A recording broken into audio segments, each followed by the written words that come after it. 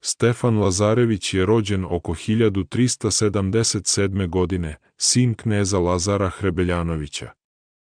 Sa samo 12 godina postao je vladar nakon što mu je otac umro na Kosovu 1389. godine. Kao osmanski vazal, predvodio je srpske vitezove u bitkama kod Nikopolja i Ankare. Nakon pobede kod Ankare 1402. godine, dobio je titulu despota od Vizantije.